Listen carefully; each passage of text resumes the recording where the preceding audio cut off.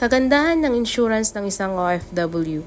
Consultation pa lang, kalahati na ang presyo. At pagdating naman sa gamot, halos triple ang bawas dahil sa insurance. Ayan, makikita nyo na ang actual na price ng mga gamot na reseta sa akin ng doktor.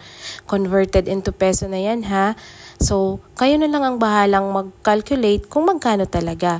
Pero dahil ayaw ko kayong mahirapan, sa last part ng video na to ay makikita nyo yung calculation na ginawa ko. Huwag kayong masyak ha kung magkano yung na-discount galing sa insurance.